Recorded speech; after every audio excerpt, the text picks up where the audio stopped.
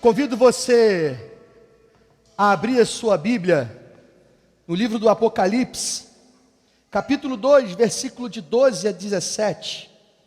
Nós estamos em pleno andamento de uma série de mensagens tratando sobre comunidade viva. E buscamos entender o que a Bíblia fala sobre esse tema, desde o primeiro livro, Gênesis, até Apocalipse. E entendendo e notando que no último livro, o livro do Apocalipse, há 7 igrejas onde o próprio Jesus escreve cartas, decidimos nesse tempo expor as cartas de Jesus a essas igrejas. No total são 7. Hoje, nós acabamos de ler a carta que Jesus manda ao pastor e para a igreja, e para nós hoje também, mas naquela primeira etapa, a igreja em Pérgamo, que é uma cidade da Ásia Menor. Hoje, ali pela Turquia, mais ou menos. Essa é uma cidade muito forte, muito imponente, que era um grande centro cultural, religioso e centro político do Império Romano. Para entendermos o que Jesus está falando para aquelas pessoas, esse texto tem uma série de referências. É um desafio falar isso em meia hora, mas tentarei, me dedicarei para falar isso em meia hora com os irmãos. Mas precisamos entender essa dinâmica daquela igreja, porque quando Jesus faz elogios e críticas àquela igreja, permeia o comportamento dessa igreja todo o contexto social, religioso e cultural deles. Ok? É como a gente hoje aqui também. Então, partiremos para esse desafio. No versículo 12, o texto está dizendo que ao anjo da igreja, ao anjo, entenda aqui, ao mensageiro, ao pastor da igreja de Pérgamo, escreva: estas coisas diz aquele que tem a espada afiada de 2 gumes. Jesus, quando se apresenta, ele sempre traz uma palavra de autoridade, confirmando aquilo que está no capítulo 1, versículo 16. Ele detém toda a autoridade. Então, toda a carta, ela se inicia com essa figura de autoridade. A figura de autoridade que Jesus diz sobre si aqui é que ele tem uma espada afiada de 2 gumes. Mais à frente no texto que lemos, ele vai dizer que essa espada sai da sua boca, deixando claro que tem uma relação com a sua palavra. Se você é familiarizado com escola bíblica dominical, com igreja, embaixador do rei, mensageiro do rei, quando você ouve falar de espada, 2 gumes, você lembra automaticamente do texto que está em Hebreus 4:12, que eu leio rapidamente para você saber. Esse texto, que é um texto do Novo Testamento, diz assim: porque a palavra de Deus, ela é viva e eficaz e mais cortante do que qualquer espada de 2 gumes. Então veja que Jesus está utilizando uma referência sobre espada, 2 gumes e palavra, que já tinha sido utilizada no Novo Testamento. Contudo, antes de Jesus começar a elogiar e a confrontar, a exortar essa igreja, ele está deixando claro quem ele é. Entenda, quem está fazendo esta avaliação de vocês não é nenhum outro a não ser o Messias, o ungido, o Cristo, aquele que tem a palavra que é poderosa, mais poderosa do que uma espada de 2 gumes. Então, Deus tem poder sobre toda a história. Deus tem poder sobre toda a igreja. Deus tem poder para abrir e fechar igreja. Costumo dizer aqui, corriqueiramente, que nem sempre que uma igreja fecha, às vezes é Deus fechando mesmo, às vezes não é o diabo que venceu não. Às vezes a derrota de Satanás está na fechar de porta de uma igreja. Aí, essa igreja será julgada por esse Jesus, isso serve inclusive para nós hoje, Nova Betel será julgada por esse Jesus, por Cristo, e a igreja não será julgada por opinião pública, ela não será julgada pela cultura, ela não será julgada pelo governo, ela será julgada pela palavra daquele que possui essa espada afiada de 2 gumes. O versículo 13, eu convido você a manter a sua Bíblia aberta, que sempre que eu citar um versículo, você pode conferir, para saber que eu não estou inventando nada. Começa dizendo que conheço o lugar onde você mora. E é o mesmo desespero da carta que a gente já leu aqui anteriormente. é um tanto quanto... Nós falamos de um Deus que é onipotente, que é onipresente, ele está em todo lugar, mas é um tanto quanto desesperador conceber de fato que ele está em todo lugar. Ele está, inclusive, quando você está sozinho em casa, com seu celular na mão, acessando conteúdos impróprios. Ele está com você quando você está sozinho no seu trabalho com a caixa registradora lá. Ele está sozinho com você quando você está com o seu carro, com isso filme fechado, e no sinal passa uma pessoa indevida e você demora 30 segundos acompanhando aquela pessoa. É desesperador saber que esse Deus está lá, está em todo lugar. Contudo, ele está dizendo para essa igreja: eu conheço o lugar onde você mora. Jesus está demonstrando conhecimento completo. Conhece a cidade de Pérgamo, ele conhece a pressão cultural que aquelas pessoas estão sofrendo, ele conhece as oposições religiosas presentes naquela igreja, e ele conhece o custo da fidelidade daquela igreja. O texto vai dizer: conheço o lugar onde você mora, que é lugar onde está o trono de Satanás. Eu não sei você, mas é uma frase um tanto quanto impactante. Esse lugar onde você mora é trono de Satanás. É uma expressão contundente. E está ligada à relação entre política e religião daquele ambiente. A região, o lugar, a cidade de Pérgamo, ela tinha uma série de templos religiosos. Eu vou citar alguns, para depois você pesquisar aí no Google. Não hoje, não agora. No Google não, que eu sou cringe, né? Para você jogar no chat GPT e no Gemini, para conferir depois. O principal templo religioso que tinha lá, era um altar monumental para Zeus. Os historiadores dizem que à distância você conseguia ver, e é uma das construções mais impactantes da antiguidade. É uma estrutura assim colossal, que todo mundo via e tudo mais. Então eles estavam ali, esses Zeus mesmo que você é acostumado a ver em desenho animado, em filmes, eles adoravam verdadeiramente, criam nesses Zeus, como o grande chefe dos deuses ali, e eles cultuavam Zeus. Se você tem a oportunidade hoje, inclusive, que descobriram as ruínas desse templo, desse altar. Essa ruína foi encontrada na Turquia, mas hoje está no Museu de Pérgamo. Adivinha, que não é em Pérgamo, é em Berlim. Não, eu ia fazer um comentário, mas vocês já iam pensar outras coisas de mim, e eu prefiro não falar sobre esse ponto. Mas está lá em Berlim. Eles foram lá, escavaram e levaram para Berlim, e está lá em Berlim. Agora a exposição, no dia que você for para a Europa, você pode visitar o Museu de Pérgamo e identificar o templo que estava lá, ou parte do templo edificado a Zeus. Também tinha o culto a Asclépio. Você já ouviu falar desse Deus? Eu também não, mas é o Deus da cura. Olha que interessante. Tinha esse templo lá, e eles se dedicavam bastante a essa divindade, e a figura principal desse Deus Asclépio é uma serpente. Olha que interessante. Então, se você faz medicina... Cadê o Vini? Está aqui? O Vini não está hoje aí não, né?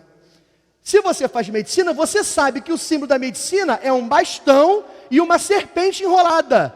O nome daquele bastão? Bastão de Asclépio. Então tem referência a esse Deus.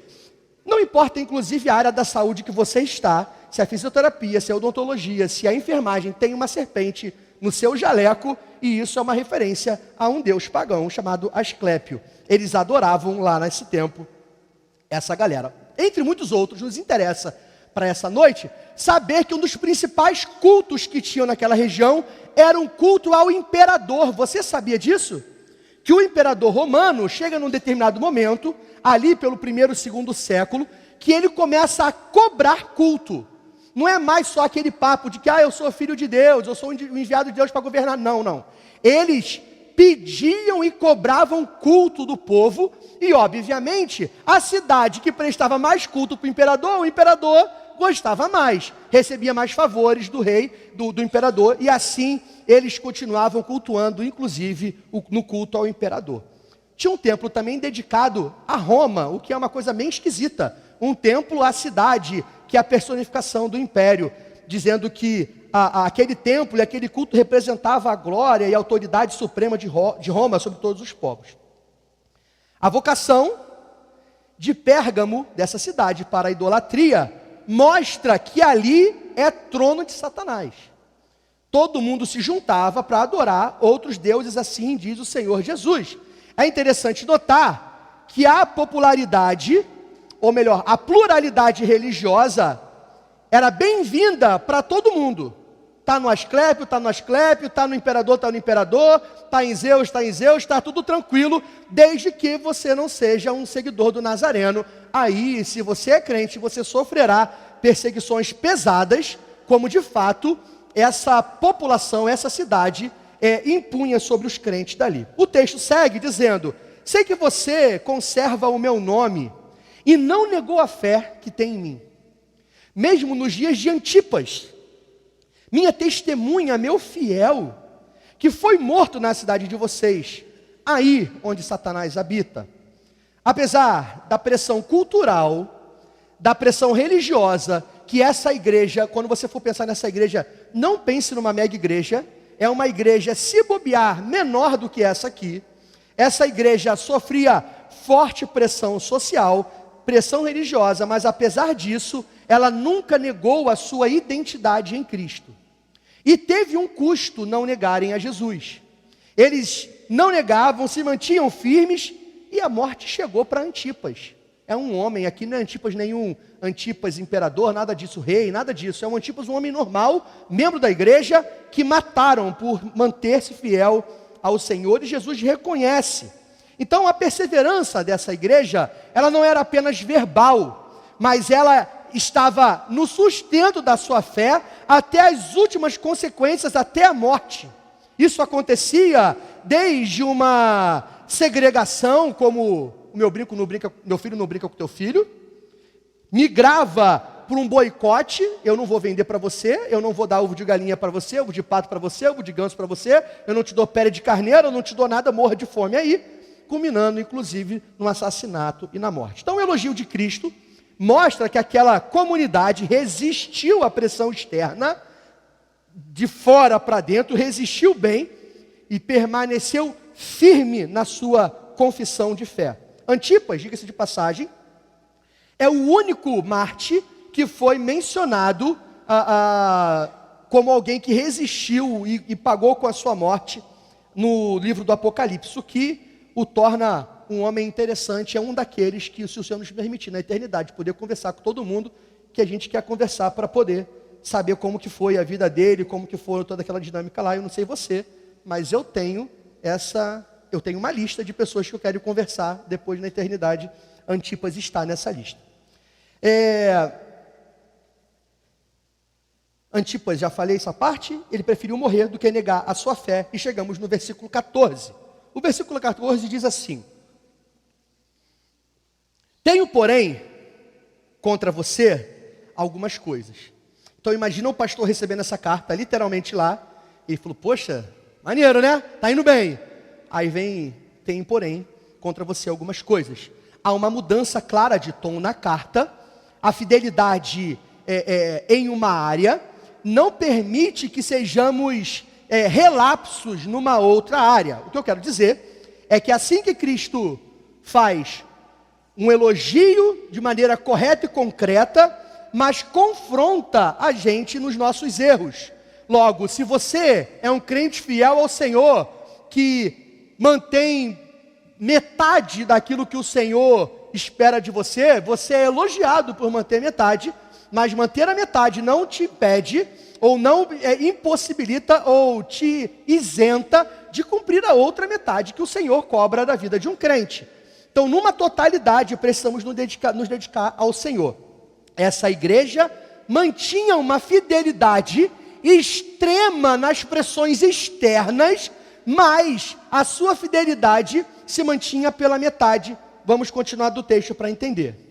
Então, diz o texto: aí em seu meio, estão aí em seu meio os que sustentam a doutrina de Balaão, o qual ensinava Balaque a armar ciladas diante dos filhos de Israel, para que comessem coisas sacrificadas aos ídolos e praticassem prostituição.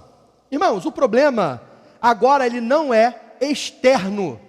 O texto está deixando claro o lugar de onde ou para onde a crítica está sendo endereçada. Aí no meio de vocês, existe gente vivendo desta maneira e vocês estão tolerando. As pessoas que estão no ambiente da igreja ensinando aquilo que não está na palavra, estão sendo toleradas na igreja de Pérgamo. Ensinos heréticos tolerados no ambiente da igreja.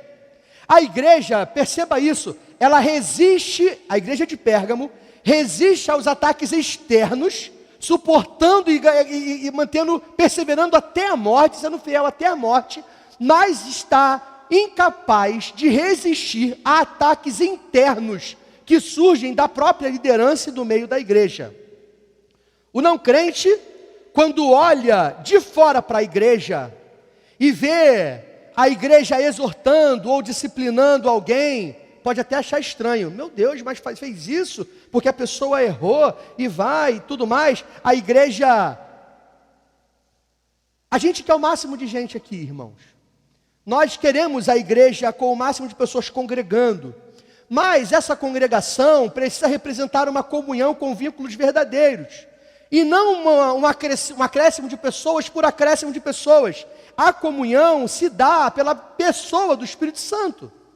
E se não há por que viver aglomerado com quem não vive comunhão e não podemos ter hipocrisia no nosso meio. Quem olha de fora, quando a igreja percebe que alguém, ao invés de demonstrar o fruto do Espírito, demonstra o fruto de pecado, impenitente, sem arrependimento, e a igreja começa um processo de disciplina, quem está de fora pode achar estranho. Isso é tão verdade, mas ninguém gosta de hipocrisia. Isso é tão verdade, que quando um pastor fala atrocidades e bota no Instagram, viraliza, um pastor falando besteira, até um não crente olha para aquela situação e fala assim, como é que a igreja dele deixa ele falar isso? É ou não é, irmãos? Vai achar isso. Veja bem, a incoerência, ela salta aos olhos até de quem não crê ao Senhor.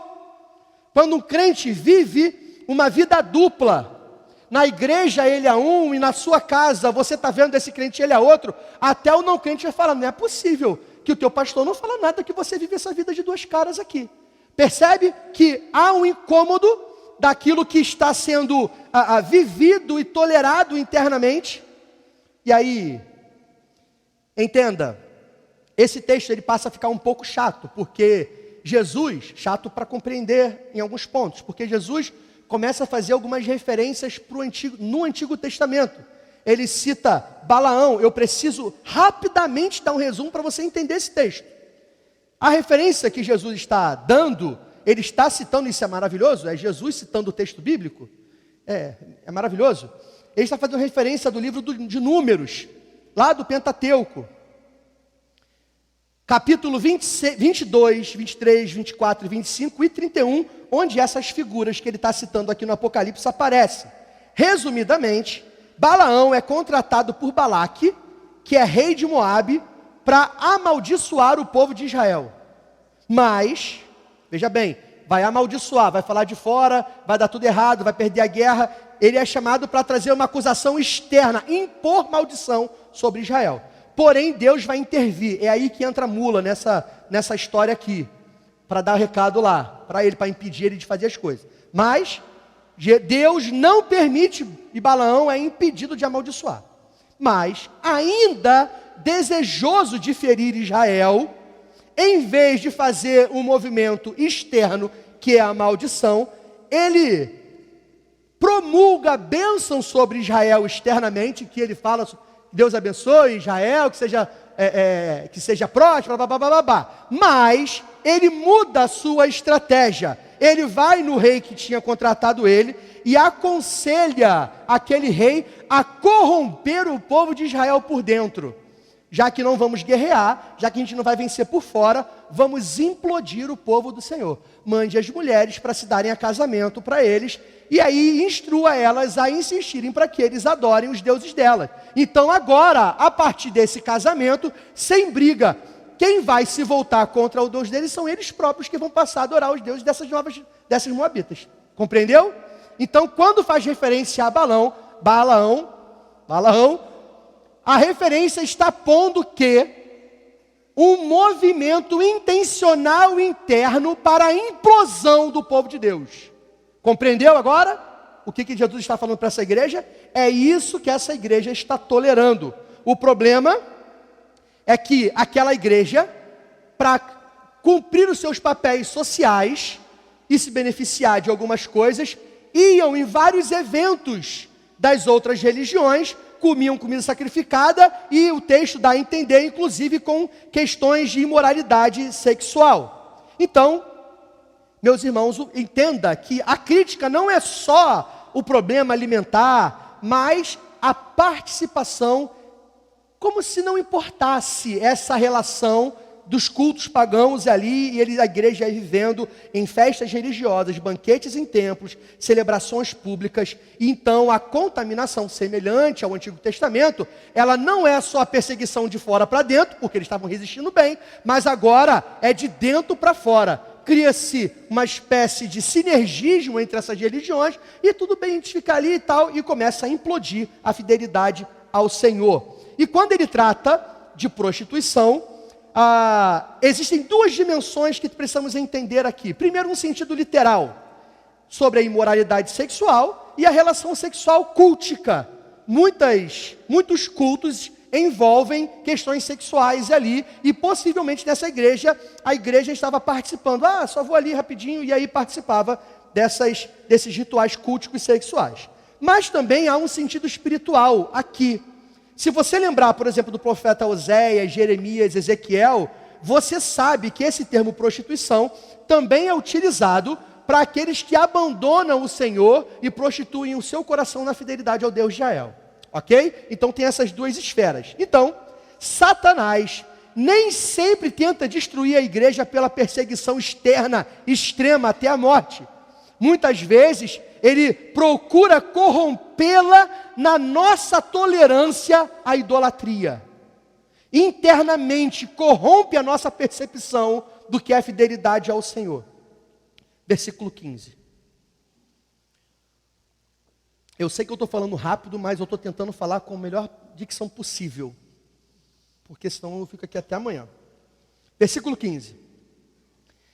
Além disso, estão também aí em seu meio os que seguem a doutrina dos nicolaítas. Jesus amplia a acusação dele usando o termo além disso. Havia, além dessa dinâmica da influência de Balaão, existia um novo grupo, um outro grupo que está aqui perturbando essa igreja. Então, note comigo aqui.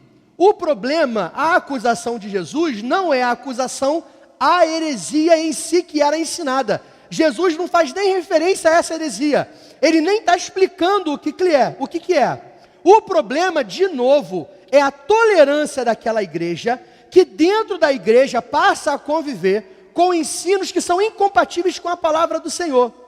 É por isso que Jesus diz que vai julgar com a sua palavra, com aquilo que sai da sua boca. Porque há distorção daquilo que é o ensinamento. A igreja de Cristo não pode estar submissa ou fria, adormecida para ensinos que contrariem as Escrituras. Logo, isso se confirma no reforço da frase: estão também aí no seu meio. Logo, a implosão de uma comunidade viva não está só na perseguição. A perseguição não é só externa, mas a implosão ela só é possível se ela começa com um de nós. É por isso que o Novo Testamento fala o tempo todo sobre estarmos atentos aos falsos profetas, aos falsos mestres, porque eles têm cara de gente zelosa que ama a Bíblia, mas eles são instrumentos de Satanás. Aí, os nicolaítas são citados aqui de novo por Jesus. Eu digo de novo porque no capítulo 2, foi o Eric que pregou sobre isso, não foi, Eric? Na igreja de Éfeso. Jesus já critica esse ensino dos nicolaítas. Então, não era um grupo que estava só numa igreja. É um grupo que propositalmente ele começa a se difundir nos corredores da igreja. Hoje, irmãos, os hereges, eles não abrem a primeira igreja batista dos hereges, não. Eles assumem uma igreja ortodoxa, tradicional, que crê na Bíblia como palavra de Deus, e vão conscientemente, ano após ano, pregação após pregação, desvirtuando um pouquinho. Aí aqueles que estão mais atentos começam a perceber. Isso aí não está na Bíblia não, isso aí não vem em lugar nenhum não, o pastor fulano pensava diferente disso aí, porque a Bíblia fala diferente disso aí. Aí 10 anos depois, você vai ver a tragédia que deu. Mas isso começou a ser pregado a distorção há 10 anos atrás. Tem alguns famosos que dá para testificar isso. Mas existe uma diferença da igreja que estamos lendo e a igreja de Éfeso. Quando os nicolaítas, eles surgem na igreja de Éfeso, Jesus diz que a igreja de Éfeso odiava as obras dos nicolaítas. Olha que interessante. Mas a igreja em Pérgamo, ela convivia pacificamente com os nicolaítas. A gente não sabe exatamente o que eles ensinavam pelo texto bíblico, mas há duas figuras importantes, um dos dois primeiros pastores, num momento historicamente chamado de patrística, Irineu, acho que é Irineu de Lyon, se minha cabeça não vai me enganar, e Clemente de Alexandria, pais da igreja, que vão dizer que eles começam a ensinar uma espécie de pré-gnosticismo. E aí eu não vou dedicar tempo explicando o que é gnosticismo não, mas é uma distorção daquilo que é evangelho. Ele é o evangelho, mas não o que os apóstolos ensinavam. Eles vão distorcendo aquilo que é interesse deles. E isso, igual forma à acusação anterior, levava à idolatria e levava ao adultério também. Em especial, eles pregavam sobre a flexibilização moral. Os irmãos da igreja em Pérgamo aceitavam passivamente um ensino que não surge nas Escrituras. Eles não ouviram João falar sobre aquilo, eles não ouviram Tiago não, porque não deu tempo, mas eles não ouviram Pedro, eles não ouviram Paulo, ninguém pregou aquilo. Chegou alguém lá no meio, começa a pregar uma outra coisa que não é um ensino apostólico, e a igreja aceitou aquilo pacificamente, a ponto daquilo prosperar nas igrejas. Não importa se o ensino parece feio ou bonito aos seus olhos. Não importa se o ensino é agradável ou incomoda todo mundo. Se o ensino não é bíblico, doa ou faça carinho, a gente manda embora. Não há opção. Percebam que Jesus não está incomodado com a religião das pessoas. Isso é importante. Jesus não está incomodado com quem está no templo de Zeus, apesar de se entristecer com isso. Ele não está incomodado com quem está lá com a Asclepio, ele não está incomodado se o cara quer crer nele de uma outra maneira. Ele está preocupado com a passividade da igreja em aceitar um ensino que não veio do Espírito Santo. Deu para entender a diferença? A igreja precisa ser capaz de olhar para dentro e fazer as devidas avaliações. Como bons batistas que somos, pregamos a liberdade religiosa. Ou seja, a relação externa, cada um faz o que quer, crê no que quer. Cada um dará conta diante do Senhor, aquilo que eu creio não interfere no que você crê. Me perdoa, eu estou nervoso. Como os bons batistas, só aceitamos os ensinos que estão nas Escrituras. E às vezes sofremos com os ensinos que estão nas Escrituras, porque na maioria das vezes, aquilo que a palavra nos revela, nos amassa. Versículo 16. Portanto, arrependam-se. Senão, aí o senão que pega, né? Imagina Jesus falando isso com você, arrependa-se. Senão, o senão da minha mãe já era dolorido. Senão, irei até aí sem demora, e lutarei contra eles com a espada da minha boca. E aí entenda, lutarei contra eles dentro da igreja, apresentando a palavra verdadeira.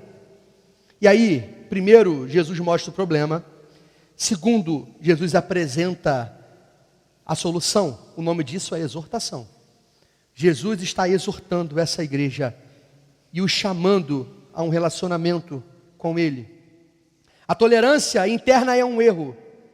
A convivência com falsas doutrinas, A igreja não pode aceitar ensinos distorcidos dentro dela.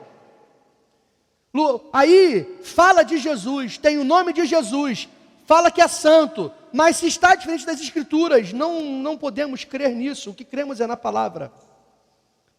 A igreja não pode aceitar coisa errada, ou melhor, o que não está nas Escrituras dentro da sua congregação.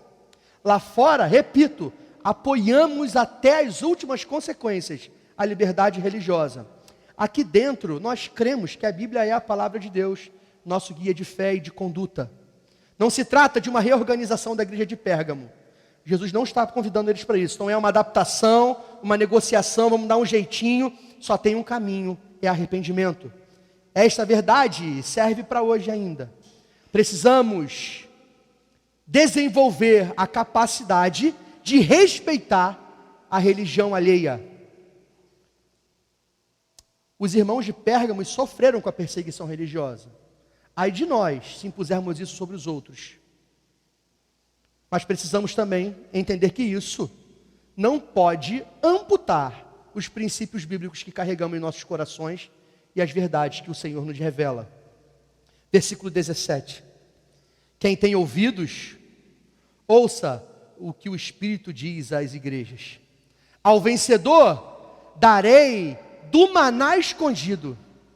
Também lhe darei uma pedrinha branca e sobre essa pedrinha um novo nome escrito, o qual ninguém conhece, exceto aquele que recebe.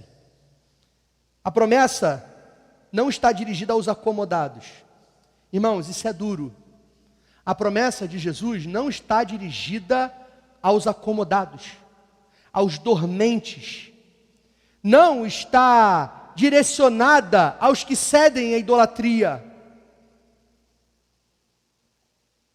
A promessa de Jesus não está direcionada aos que seguem a doutrina de Balaão, nem aos nicolaítas. A promessa é dirigida aos que perseveram.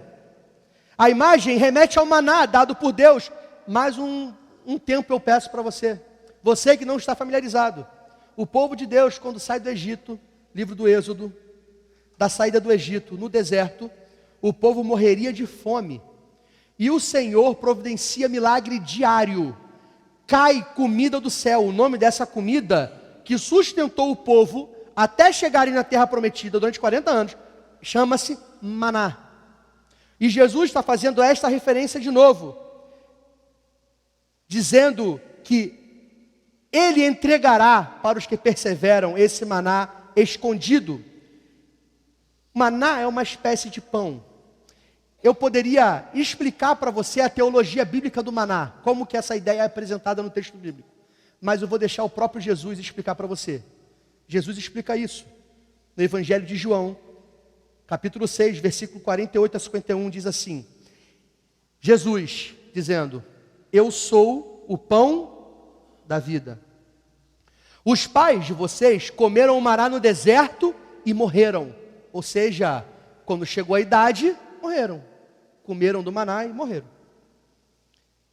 Este é o pão que desce do céu, para que todo o que dele comer não pereça. Pegou a referência? Eles comeram o maná e morreram. Aqueles que participam, Jesus falando dele, do pão que desceu do céu, quem comer não vai morrer. Jesus arremata no versículo 51 dizendo, eu sou o pão vivo que desceu do céu. Se alguém comer deste pão, viverá eternamente. E o pão que eu darei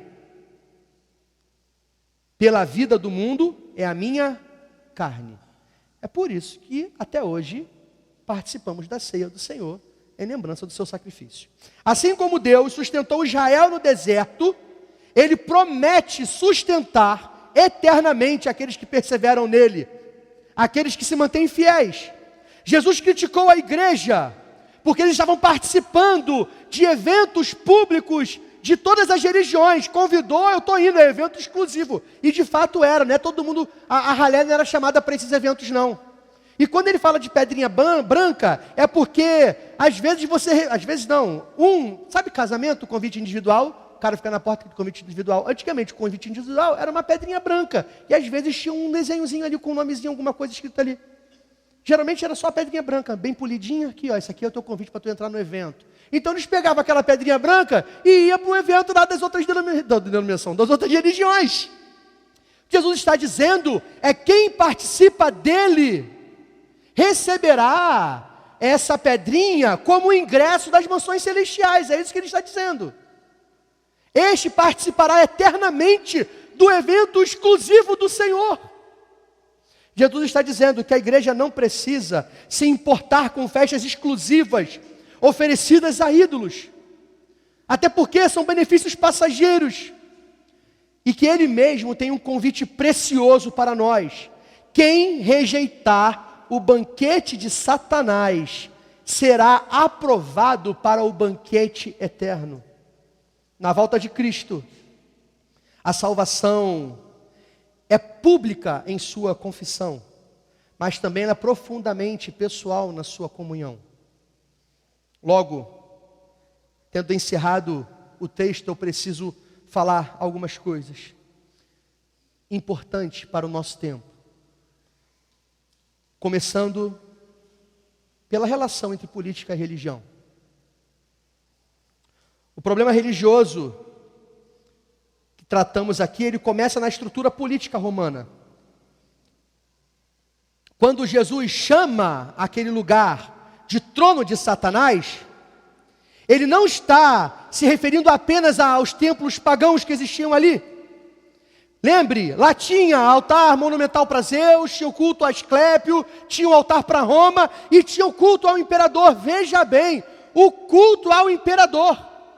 Em Pérgamo, como em qualquer cidade moderna de hoje, a esfera política, ela vai buscar sempre meios de se fundir nesse ambiente religioso. Você está entendendo isso? Aqui em Pérgamo, nós temos o maior alerta para hoje. O ambiente político sempre busca nas religiões um modelo, um modo, um caminho para tomar conta da autoridade daquele ambiente religioso. O culto imperial, ele transforma a política em religião. O imperador, que deveria ser respeitado e honrado, agora quer ser cultuado. Então, se você não me obedeceu pela espada, agora você me obedecerá por devoção. Você está entendendo o caminho?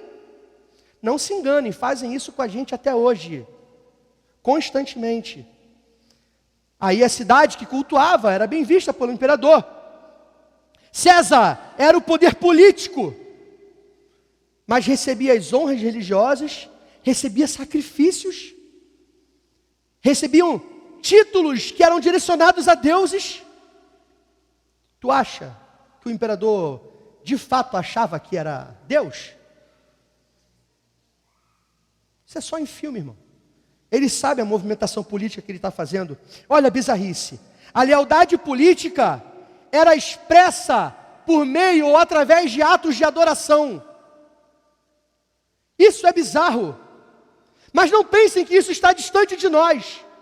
Eu bem sei que muitos aqui estariam dispostos a entregar animais em sacrifício para que o seu candidato fosse eleito.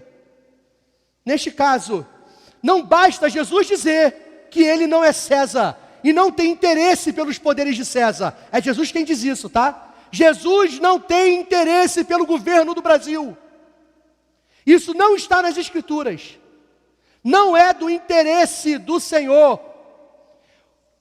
Jesus tem um reino muito maior, muito mais pujante do que o Brasil.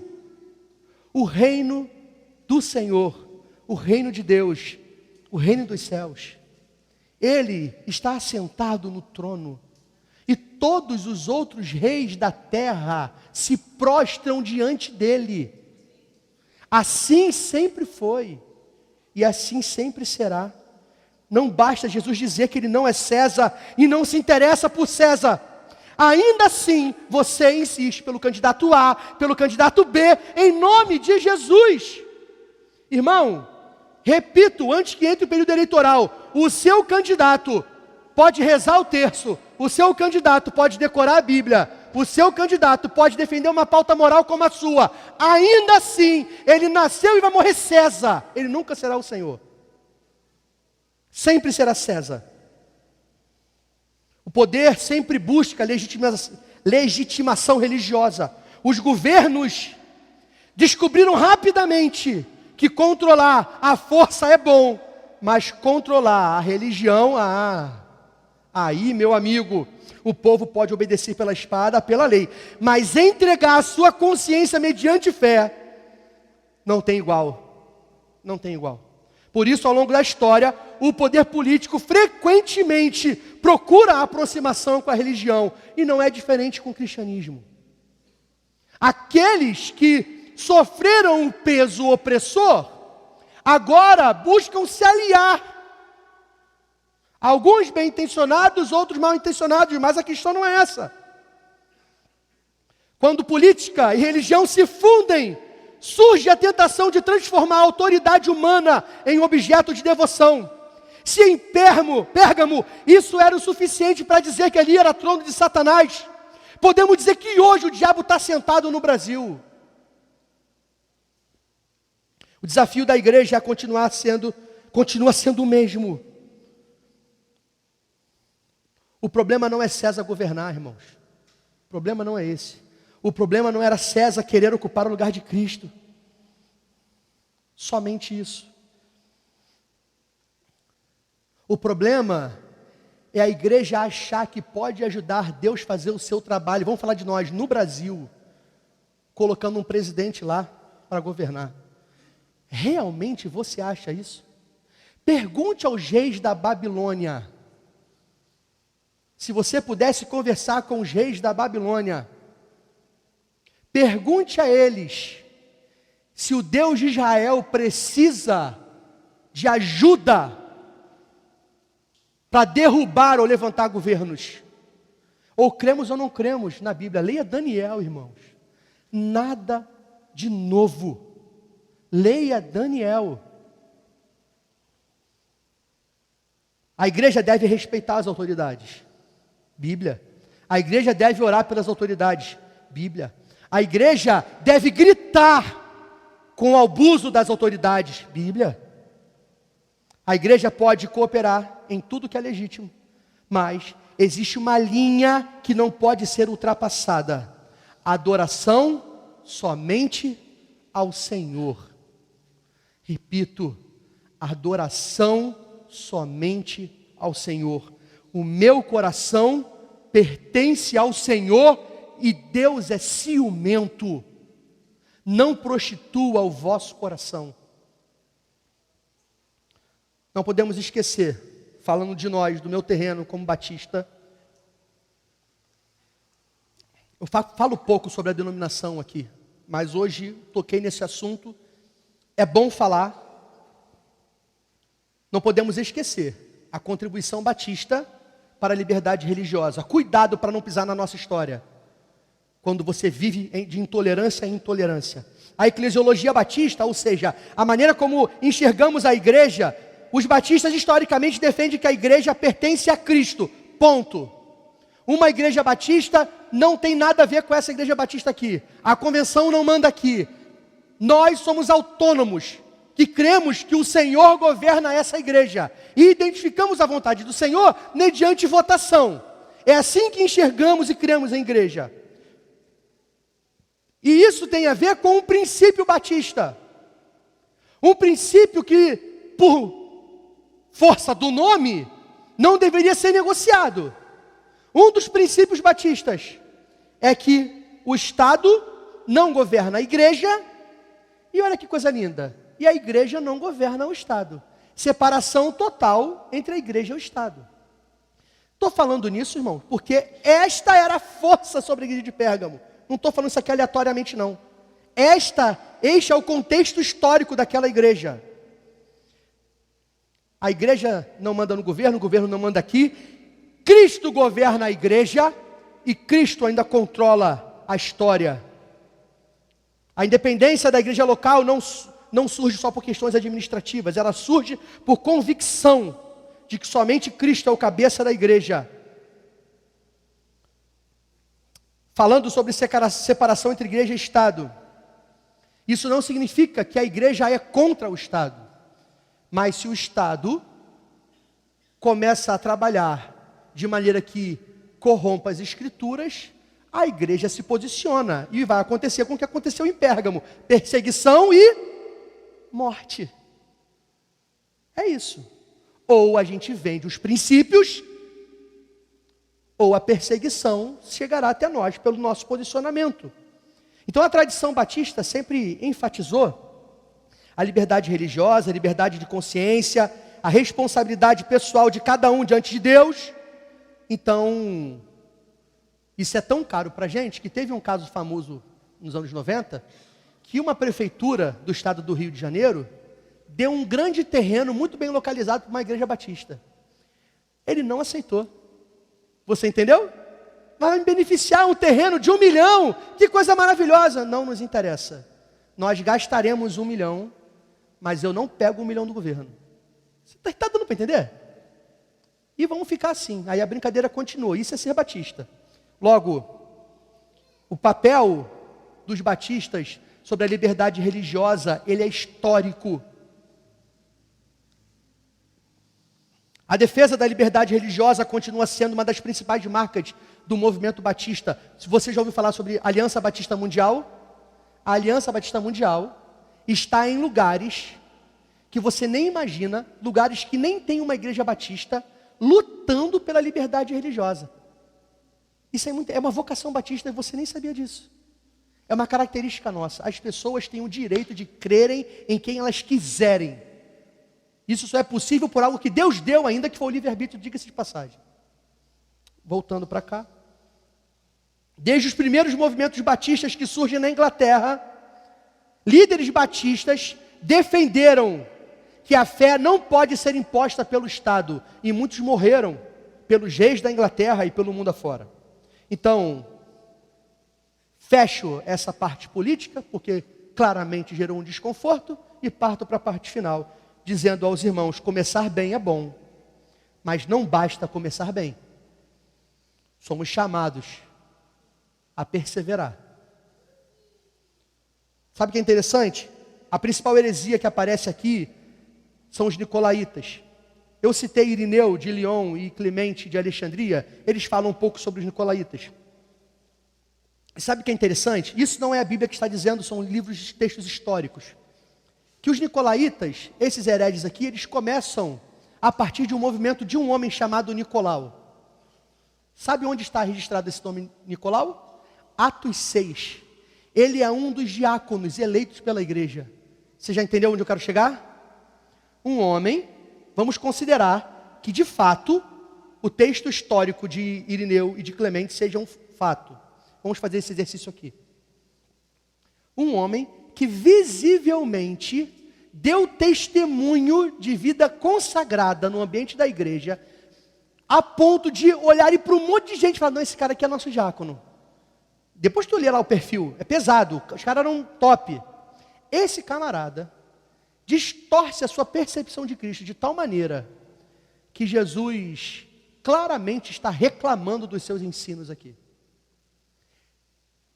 Então, irmãos, a história de um crente, ela conta até a página 2. Aquilo que você viveu outrora não te isenta de se manter fiel ao Senhor até o final da sua vida. Não adianta começar bem. Não adianta começar com sucesso. O Senhor nos chama para perseverarmos nele. E perseverar no Senhor pressupõe o abandono daquilo que eu sou. Pressupõe o abandono das minhas vontades, das minhas vaidades, dos meus desejos, e isso dói.